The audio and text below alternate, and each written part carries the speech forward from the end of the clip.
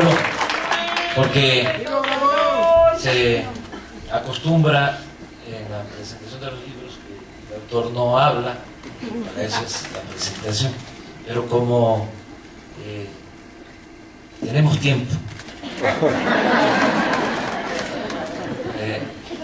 ofrezco no tardar mucho.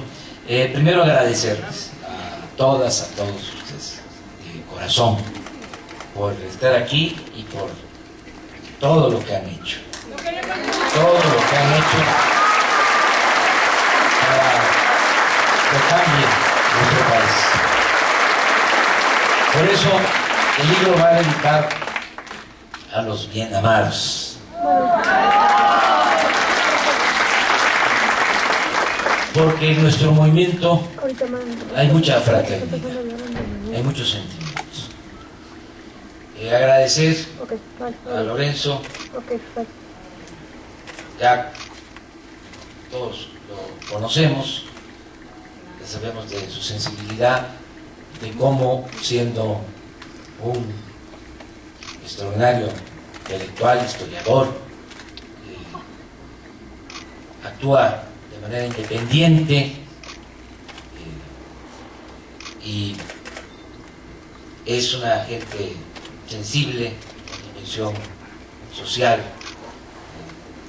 No es fácil que un intelectual de la talla de Lorenzo esté en una presentación de un libro de nosotros. Se cuidan mucho, no los vayan a etiquetar. Pero aquí está Lorenzo. Le va a costar, pero está aquí con nosotros.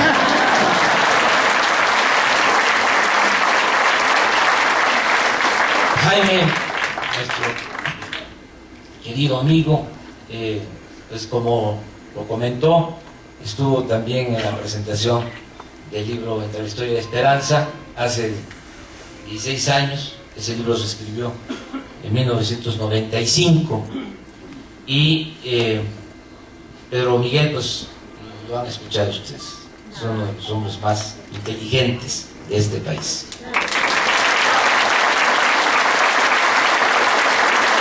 Agradecerles a todos, agradecer a Laura Nieto, que es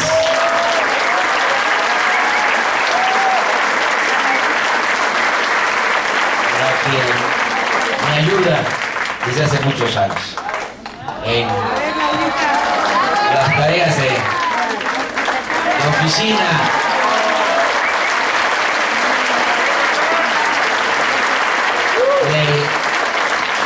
Digo a Laura a veces, ¿te acuerdas de aquel discurso en un consejo del PRD cuando era presidente, de tal fecha que dije algo relacionado con este tema? ¿Podrías ver si lo consigues? Voy a ver. ¿Es este? Sí, es este. Este es lo que quería. Y así muchas cosas. Me ordena, me ayuda mucho. Es la primera vez que lo digo, pero es de gran apoyo. Laura Nieto.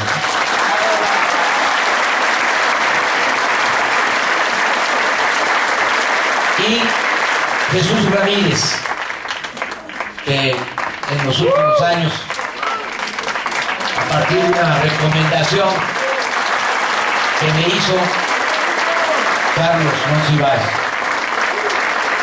desde entonces me ayuda en labores que tienen que ver con el pensamiento, que tienen que ver con la reflexión. Bueno, ya es costumbre que después de una etapa de lucha se escriba algo, que quede un testimonio. Ahora tenía que hacerlo. Ustedes saben, tengo actividad política todos los días. En este último tramo, en estos últimos tiempos, recorrí de nuevo el país porque estamos consolidando Morena en el proceso que ustedes conocen, pero tenía que escribir y aparté el tiempo para hacerlo, para entregar este testimonio. Son 3 capítulos. El primero que ya se comentó es la campaña. Fue una campaña exitosa, reconocida por propios y extraños. Hicimos todo lo que se tenía que hacer, muy pocos errores, mejor imposible. Participamos en los debates, nos fue bien, en fin, todo esto lo describo. Mucha participación de los ciudadanos, de la gente. Antes, este capítulo inicia con una caracterización del poder en México, de los que realmente mandan en el país, que fue a los que enfrentamos. No fue Peña, el adversario, no el PRI. Es un grupo que no quiere que haya ningún cambio, que quiere mantener este régimen de corrupción, de injusticias, de privilegios, porque a ellos, aunque le vaya mal al pueblo, les va bien. Entonces, estos son los que mandan, son los que tienen secuestradas las instituciones. Es el poder, integrado por 30 hombres de negocio, traficantes de influencia y políticos corruptos del PRIAN. Ese es otro asunto también que aquí yo describo y que me gustaría que se discutiera más. No hay diferencias entre el PRI y el PAN. Son lo mismo. El PRI ha tenido 4 transformaciones en su historia. En 1929 se funda como PNR, Partido Nacional Revolucionario. Se transforma en el 38, Partido de la Revolución Mexicana, que es su mejor época. Es cuando se aplica una política popular a favor de campesinos, obreros, cuando se recupera el petróleo. Y luego se transforma en el 46 en PRI, Partido Revolucionario Institucional. Pero se vuelve a transformar en los hechos, de facto, en el 88 con Salinas. Y se fusiona el PRI y el PAN. Y surge, nace el PRIAN. Bueno, ¿qué más queremos? Prueba que Fox llamó a votar por Peña Nieto. O sea, ¿dónde está la diferencia? No existe. Entonces, esto lo planteo y además lo quiero seguir subrayando porque hay esa simulación. Yo voy a los estados y todavía escucho de que la derecha es el PAN, me dicen los simpatizantes del PRI.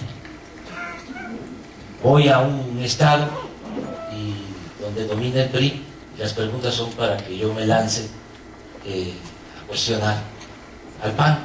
Voy a un estado gobernado por el PAN, lo contrario. Entonces lo que les digo, no, son lo mismo, son iguales. Si hay alguna diferencia, a veces lo digo fuerte, pues para que se entienda mejor. Digo, si alguna diferencia hay entre el PRI y el PAN, pues la única diferencia es de que unos son corruptos y los otros son ladrones. Esa es la única diferencia. Bueno, así empieza. ¿Quién manda? Entonces sostengo que es un grupo de 30 coordinados por Salinas. La historia de México, Turner, México Bárbaro, hablaba de que el porfiriato era la dictadura unipersonal más perfecta del mundo. Lo de perfecto lo usa por primera vez Turner. Don Daniel Tucío Villegas hablaba de que eran monarquías seccionales. Luego, Vargas Llosa, el PRI, la dictadura perfecta.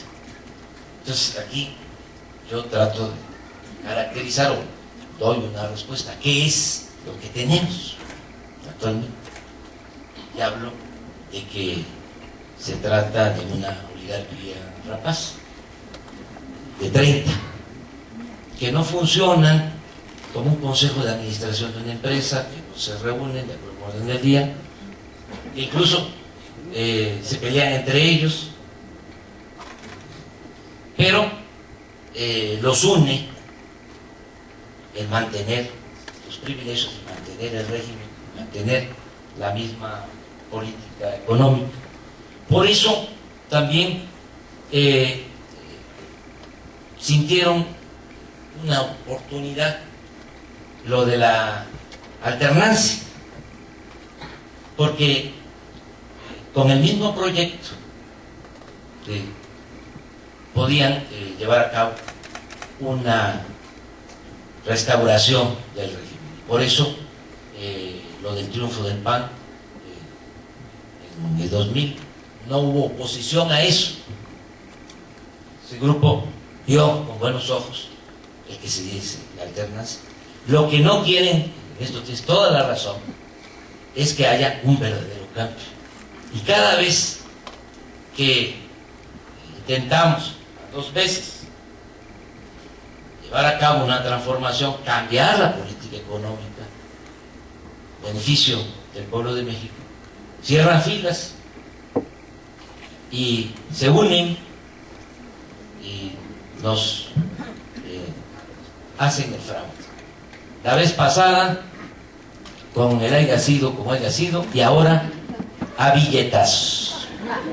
Esa es la característica de este nuevo fraude.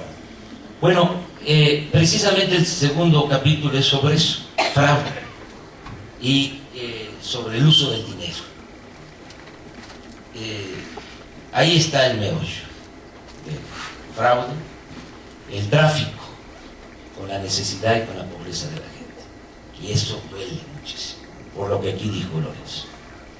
Porque ellos son los responsables del empobrecimiento de millones de mexicanos. Ellos tienen la fábrica de cosas y encima de eso utilizan la necesidad de la gente para obtener votos y mantenerse en el poder. Compran voluntades. Cuando estaba escribiendo, supe de un estudio de un equipo de estudiosos de Puebla, y leí el estudio y me llamó mucho la atención un cuadro en donde se menciona cómo votaron en Puebla en julio de este año. Resulta, nosotros ganamos en Puebla, a pesar de esto, que fue un gran triunfo. O sea, más adelante yo sostengo que en la búsqueda del ideal, de la utopía, de lo que nos hace caminar, de que triunfe la justicia sobre el poder, se van logrando triunfos parciales. Todo esto lo digo al final para alentar a todos a seguir luchando, que no es en vano todo lo que hacemos.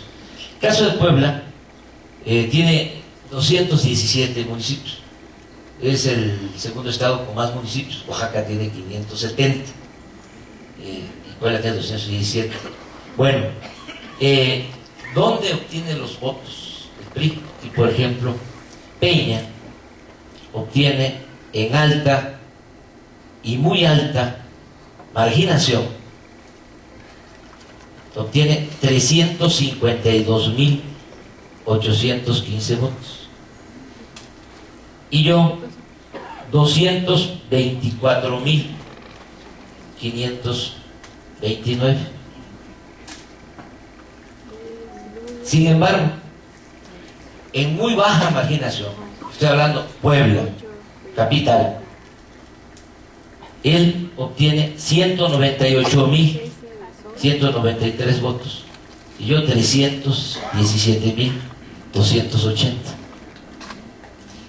Esto se repite en todo el país.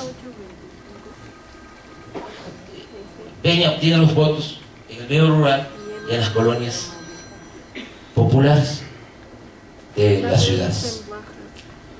Hay otro dato que reafirma esta hipótesis o comprueba esta hipótesis. En las 902 casillas especiales instaladas en todo el país, donde los ciudadanos sufragan libremente o más libremente, el resultado fue también distinto. Josefina Vázquez Mota, 27.8%, Peña Nieto, 28%, yo, 41%. En estas casillas especiales instaladas en todo el país, Peña solo gana en 4 de las 32 entidades federativas, solo en 4 estados donde se vota libre. Entonces,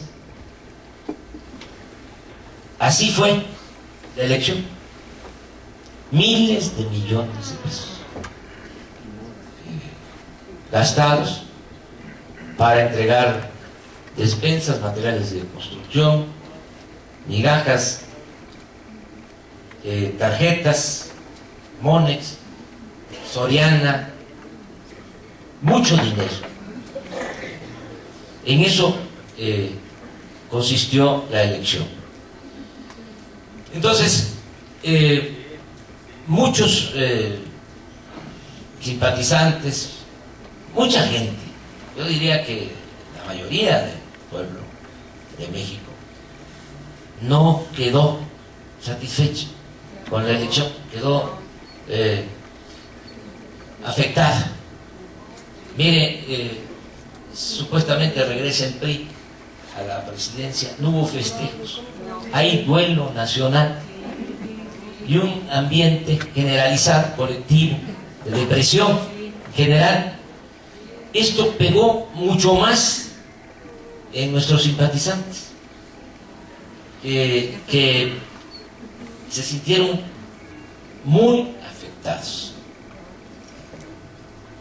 Ustedes lo saben, o sea, que todavía hay algunos que no se reponen. Entonces tenía yo la necesidad de escribir, por eso se llama así el libro, no decir adiós a la esperanza, porque había muchas expresiones, desde echarle la culpa a la gente, decir es que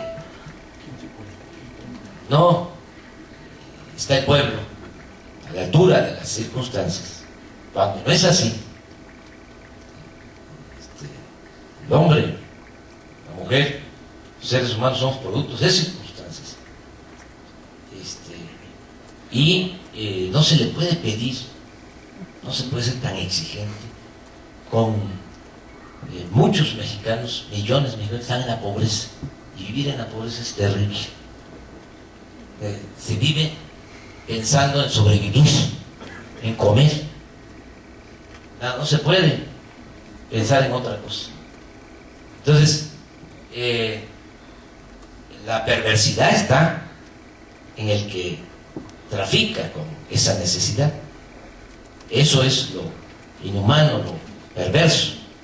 Entonces, porque había expresiones de ese tipo, de la gente, casi para que llegáramos el dicho que no comparto, de que el pueblo tiene los gobernantes que merece. No, no es así, hay que entender las cosas. Lo otro que hay que entender es que son procesos lentos, que llevan tiempo. Si se tratara de llegar al gobierno para mantener el mismo régimen, sería relativamente fácil. Pero lo que buscamos es una transformación.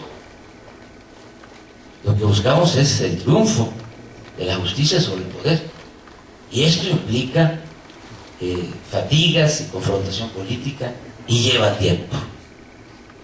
Y yo siempre creo que para ubicarnos en lo que es nuestro objetivo, tenemos que pensar que solo han habido 3 transformaciones en la historia de México: la independencia, la reforma, la revolución. Y si analizamos cada uno de estos procesos, y está el doctor Semo y otros historiadores, fueron muy complicados. Aquí hablo de que Hidalgo proclama la abolición de la esclavitud en 1810 y la esclavitud en México es abolida en 1914, más de 100 años después. O sea, no cambia en todo un siglo la estructura de dominación. Sí se avanzó, porque tampoco, y aquí lo digo, hay que ver estos procesos nada más en función de las reivindicaciones sociales, económicas o políticas. Hay que ver también que estos procesos son fecundos en cuanto a la creación de un pensamiento, de las ideas. ¿Por qué es abolida la esclavitud de 1914? Porque estaban a punto de tomar el Palacio Nacional Villa y Zapata. O sea, queda la idea y hay una continuidad sobre eso. La reforma misma, 30 años. Y luchas internas, invasiones extranjeras. El ideal maderista, la democracia. ¿Hay democracia en México? Entonces, son procesos que tenemos que ver así. ¿Cuánto quisiéramos que nos llevara poco tiempo y que no hubiese tantas fatigas? Bueno, yo he planteado por eso que debemos de pensar que no es en vano lo que hacemos. Es decir, a ver, tenemos una idea, una utopía, caminamos hacia allá, pero en el caminar vamos organizando a la gente, vamos creando conciencia, que eso para mí es lo más importante, y aquí lo planteo, porque cuando cambia la mentalidad del pueblo cambia todo. Ahora, lo vimos, no es poca cosa 16 millones de votos libres. Se avanzó muchísimo. ¿Y cómo logramos eso? Con el trabajo de concientización. Todos ayudaron. Los jóvenes fuimos testigos del surgimiento del movimiento estudiantil de nuestra época. Su aportación fue extraordinaria. Ahora sí, se organizan o no se organizan, ya lo que aportaron fue de primer orden. Ya lo que aportó el movimiento 132 fue fundamental. Bueno, movieron a muchos, hicieron reflexionar a muchos, convencieron a sus padres, maestros que convencieron a sus alumnos, médicos que en sus consultorios convencieron a sus pacientes. Tengo muchísimos testimonios de eso. Es un proceso. Si se tratara de buscar una transformación por la vía armada, ojalá que no me vayan a sacar de contexto esto como lo hicieron la campaña, no sería necesario un trabajo de concientización colectiva, porque pues, se requiere para una guerrilla, para una revolución, pues que haya una vanguardia. Y esto significa que no es todo un pueblo, es un grupo consciente. Pero nosotros queremos una transformación por la vía pacífica. Y esto exige de un pueblo entero consciente. Claro, yo respeto mucho la otra vía, no la comparto.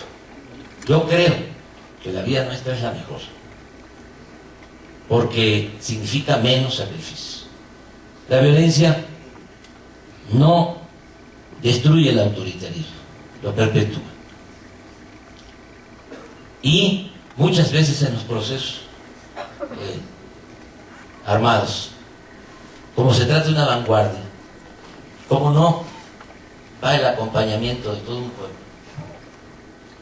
hay desviaciones, se echan a perder los dirigentes y no se logran los propósitos de transformación. Si trabajamos más en la concientización masiva, la educación de todo un pueblo, tenemos más posibilidad de que lo que se logre perdure, sirva. Y estamos pensando en eso, pensando en un cambio para varias generaciones. Eso es muy interesante lo nuestro. La concientización, el que podamos darle continuidad al trabajo de concientización. Ahora con Morena es uno de mis planteamientos, una campaña nacional de concientización por todos los medios, y que lleguemos a la conclusión de que no es en vano. En el peor de los casos vamos limpiando el camino, vamos avanzando en la tarea, y las nuevas generaciones ya no van a padecer tanto. En la historia de México, la historia de la humanidad, 3 años, 6 años, 12 años, 20 años, son un suspiro. Y para que no tengamos ya tanta preocupación por el tiempo, pues, ¿por qué no asumimos de que podemos ser felices buscando la felicidad del otro, del prójimo? Si lo asumimos como algo existencial, lo que decía Pedro, de que hay algo más importante en la vida que buscar la felicidad del prójimo. No hay nada más importante. Además, como termino el libro, la vida es demasiado corta para desperdiciarla en cosas que no valen la pena. Y esto sí vale la pena. Es como cuando se va caminando hacia un lugar y se pregunta ¿cuánto falta para llegar? ¿Cuál es la mejor respuesta? Tú sigue caminando. Entonces, ánimo, para eso se escribió este libro.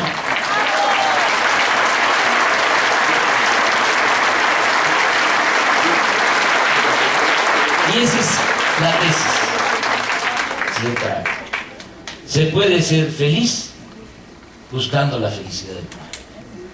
Si asimilamos eso, si internalizamos eso, vamos a ser felices y vamos a tener siempre entusiasmo para seguir adelante. No nos van a derrumbar, porque hay un mensaje todavía prepotente en todo lo que hacen. No solo es la arbitrariedad del fraude, sino el mensaje: les vamos a quitar hasta el derecho a la esperanza. Y eso es lo que no van a lograr nunca, quitarnos el derecho a la esperanza. Miren, este capítulo lo inicio así precisamente.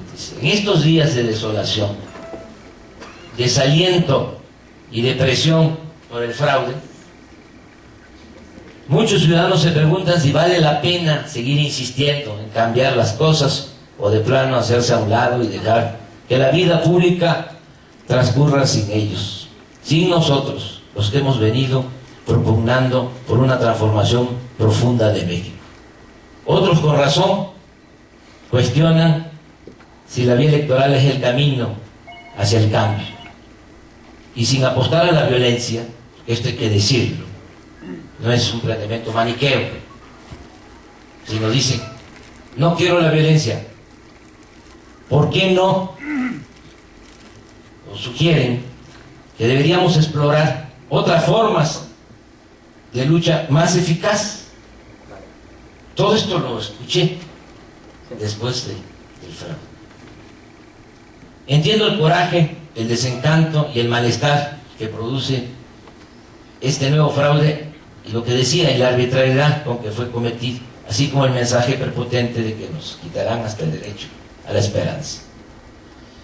Por eso decidí dedicar un tiempo para escribir este libro, compartir mis reflexiones sobre el qué hacer, como se decía antes, o qué sigue, como se dice ahora.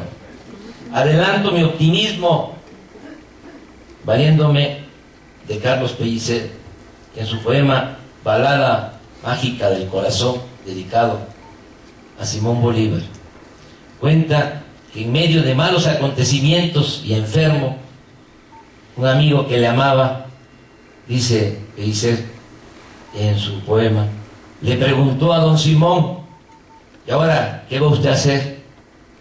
Triunfar, el Libertador respondió, coloca fe. Este es el optimismo que nos debe de... Y seguir adelante, seguir luchando. Aquí hablo también de que es un régimen decadente, no tiene consenso, no acepta la gente a Peña Nieto. O sea, pero no solo somos nosotros, es la mayoría de los mexicanos no aceptan a Peña Nieto. Es un problema de consenso. Les queda el aparato mediático, pero ya se demostró que no lo es todo. Ellos pensaban que con la publicidad iban a imponer sin problemas a Peña y no les alcanzó. Tuvieron que recurrir a la compra del voto. El dinero no lo es todo. Si se hace conciencia, se puede avanzar. Tienes razón, Lorenzo. Yo no he hablado mucho de eso, porque el campeón en la compra del voto fue sin duda el PRI, o mejor dicho, los patrocinadores de Peña Nieto, pero también el PAN. O sea, utilizaron todos los programas sociales, oportunidades, todos los programas. Pero también tenemos que tomar en cuenta, hubieron millones de pobres que votaron por nosotros a pesar de su hambre y de su necesidad, porque ya tomaron conciencia. Entonces, es cosa de seguir avanzando en ese propósito. Tenemos que entender que poco a poco se tiene que lograr la transformación de nuestro país. A mí me da mucho gusto estar aquí con ustedes esta noche. Les invito a leer el libro. No les va a llevar mucho tiempo. Está escrito como hablo. Sí, es oral.